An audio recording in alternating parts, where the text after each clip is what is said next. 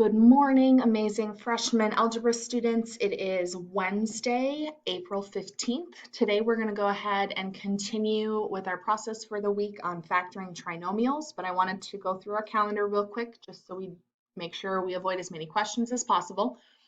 Today we don't have an assignment due, so if we go ahead and look here at the 15th, we see we're just starting our topic today, and you will have that assignment due tomorrow, so that star there tells you and me that that assignment is graded.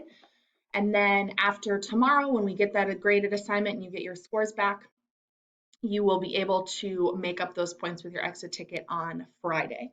So that's what's coming at this week. If you need any of the materials we're working through today, the tiny URL is on the top.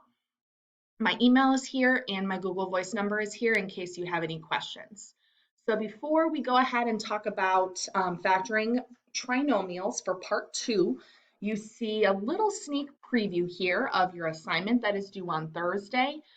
I have the correct numbers here. They go 1 through 6 today, so hopefully that won't be confusing like the last ones were. I want you to give, after today's lesson, number 1, 2, and 3 a try, and that's why the star is here today, because those should be good ones for you to work through today. And then tomorrow we'll go through 2 more examples so you can do 4, 5, and 6. So let's not waste any more time. Let's go ahead and jump in and think about the steps that we're going to go ahead and follow today. The really great news is that these steps are really similar to what we've already talked about this week. So we have already talked about our snowflake. So step 1 that we're going to follow today, we're going to fill in our snowflake. We're going to think about that A, that B, and that C value to do that. Then we're going to build our factor tree for the top of our snowflake. So we're going to do that piece second. We're going to find the factors then from that factor tree list that add up to the number on the bottom of our snowflake.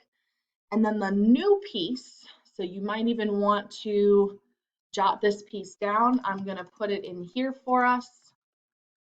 Step 4 is our new piece for today. Step 4 is that simplify our solution if we need to. And this is what we're going to see as we work through our problems today and tomorrow. So let's go ahead and get started on our first example problem.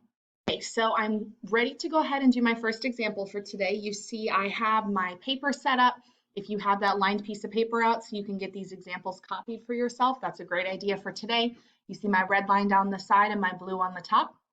My title for today's notes are Factoring Trinomials, and we are doing the Snowflake Method Part 2 for today. And we're going to follow all those same steps that we've already been thinking about. We're just going to think about them in a little bit more complex of a way today. Okay, so let's go ahead and look at our first sample problem.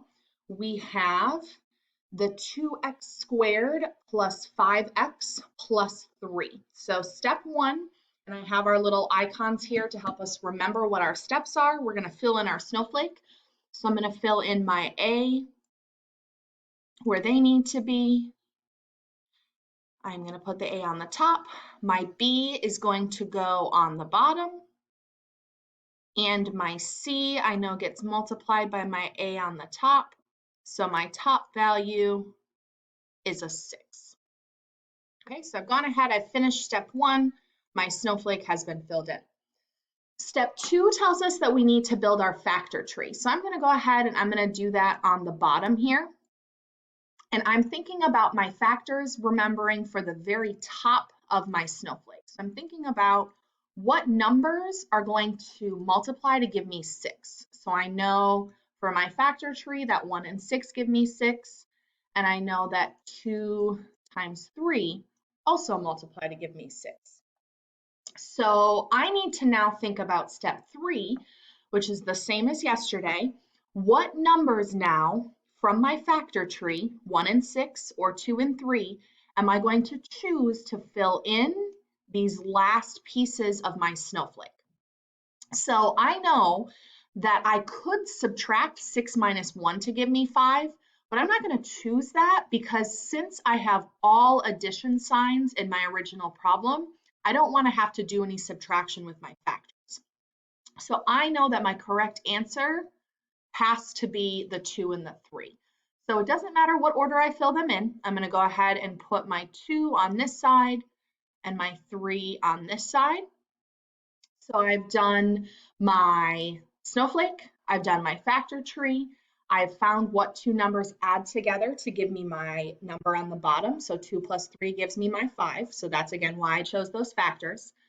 And the last step, and that's over here, is to simplify. So yesterday, this is where we stopped because we knew that we could just take our answers right from our snowflake and that we would be good to go. But today we noticed that our A value is no longer a 1.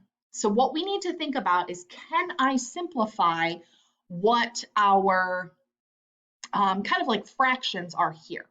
So can I simplify 2 over 2? And can I simplify 2 over 3? So 2 over 2 I know can simplify if we divide both of them by 2 to 1 over 1. So I'm going to circle that one because that's as simplified as it can go. 2 over 3, if I simplify it, is going to give me a decimal, so I know that one is simple as it can go. So now that we've simplified, we're ready to go ahead and write out those parentheses and those factors. So now we're going to follow using these simplified fractions, the same process as yesterday. The number on the top is our x. So let's make a little note of that for ourselves. The top number goes with our x, and the bottom number is just that number that floats by itself in our parentheses. So in our final answer, we're going to have, for our first fraction, 1x plus 1. And then we have our x value is a 2x plus 3. And that is our final solution for today for problem and example number 1. Let's go ahead and do the same process for our next example here. You see I have all my cute little icons in place so that we don't forget any of our steps. Our problem that we're working with here is in the purple box. So we have 5m squared minus 17m plus 6. So notice today I've mixed up our variables a little bit. I want to make sure we're getting comfortable practicing those different things. And actually, I'm going to jump back real quick. Notice how on my last example, my factor variables, my x's here, match the x's in my problem. So what I need to keep in mind for this example is that my parentheses with my factors and my solution should have m's inside of them. Let's go ahead and do this problem. We're going to start by filling in our snowflake. So I'm going to get my pen ready to go.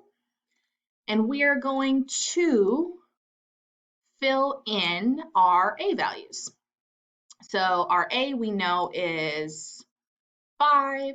So we're going to fill that in all of its spaces. My B is a negative 17. We want to remember to be very careful not to forget that B and any negatives. And my C is a 6. So I'm going to go ahead and do the 6 in its correct place and then do that math, which is the 5 times the 6 to give me the top value of my snowflake, which is a 30. Okay, again, don't mind my crazy handwriting. It's hard to write on this screen. Now I have done my snowflake, I've filled it in, so step 1 is good to go. Now I'm ready to go ahead and do my factor tree. So I am going to remind myself that for my factor tree, I'm thinking about what numbers multiply to give me the top piece of my snowflake. So for 30, I know that 1 times 30 gives me 30. I know that 2 and 15 give me 30. I know that 3 and, oops, that's a 3, sorry y'all. 3 times 10 gives me 30. 4 doesn't work, but 5 and 6 can also be multiplied to give me 30. So I've built out my factor tree, so that step is good to go.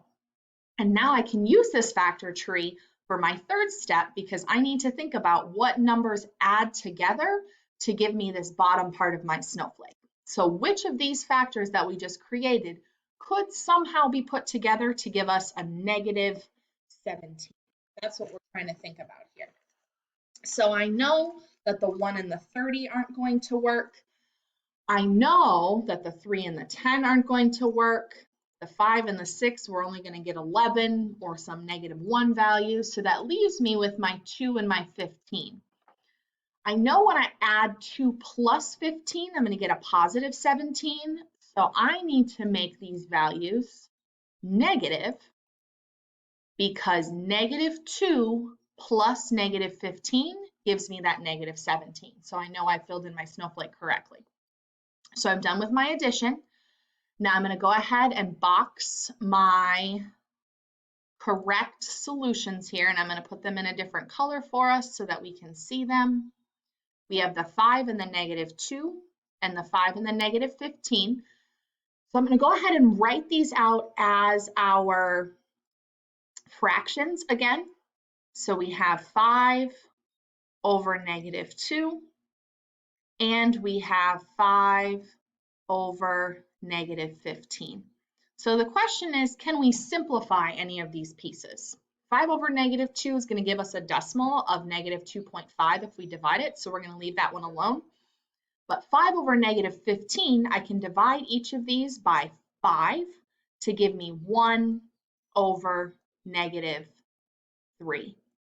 So now I have my two simplified pieces that I can go ahead and plug into my final parentheses solution. So let's go ahead and write these out and see what it's going to look like. Remembering my x's stay on the top, so I'm going to take that 5 from the top and put it in front of the x in parentheses. So 5x minus 2 because I have that negative sign in front of my 2. And now I'm not going to use this first fraction because I was able to simplify it. So I'm going to use that simplified 1x minus 3 to complete my answer. I know this is new in terms of the simplifying steps, so we'll go through some more problems tomorrow. But don't forget that this homework assignment is due Thursday, so do your best to give it a go today. And we will talk through some more examples tomorrow. Please stop into my Zoom so I can help you work through these problems or any of the problems that we went through again today. Have a great day, everybody.